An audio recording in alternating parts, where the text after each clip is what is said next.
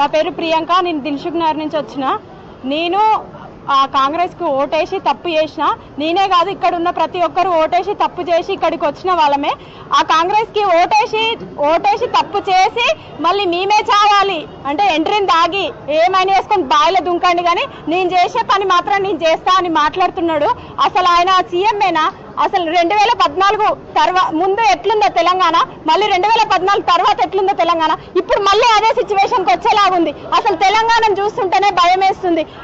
మేము చాలా మంది విద్యార్థులం. అసలు ఇంటి దగ్గర చాలా మందికి అమ్మ ఓటేయండి, కాంగ్రెస్ ఓటేయండి, మార్పు వస్తుంది, 2 లక్షల ఉద్యోగాలు వస్తాయని చెప్పి మేము వాళ్ళందరినీ నమ్మించి వాళ్ళని మోసం చేసి మేము ఓటేపించి నిన్ను గెలిపించి నిన్ను ఆడ కూసబెడితే ఈరోజు మమ్మల్ని జావమని అంటావా? నువ్వు నీకెంత ధైర్యం ఉంటే మమ్మల్ని జావమని నువ్వు అంటావు? అసలు ఎవరు నువ్వు మమ్మల్ని జావమన్నా నీకే? అంటే మేము ఓటేసి గెలిపించింది నిన్ను జావమని, నువ్వు మమ్మల్ని జావమన్నా నీకా?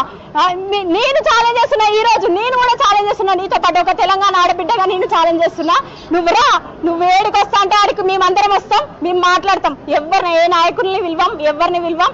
ప్రెస్ ఉంటది, మేము ఉంటాం, అంతే. చూసుకుందాం, మాట్లాడదాం. మీరు అంటున్నారు కదా 2 లక్షల ఉద్యోగాలల్లో మేము ఆల్రెడీ 70,000 ఉద్యోగాలు వేసినాం. ఒకసారి అంటారు 60,000 ఉద్యోగాలు వేసినామంటారు, ఇంకోసారి అంటారు 70,000 ఉద్యోగాలు అంటారు. అంటే వేలం పాటే ఆడుతున్నారా మీరేమన్నా మాతోటి? మీరు ఫస్ట్ ఎందుకు చెప్పారు 2 లక్షల ఉద్యోగాలని? మరి ఫస్టే మీరు మేనిఫెస్టోలో తక్కువ అని చెప్పొచ్చు కదా.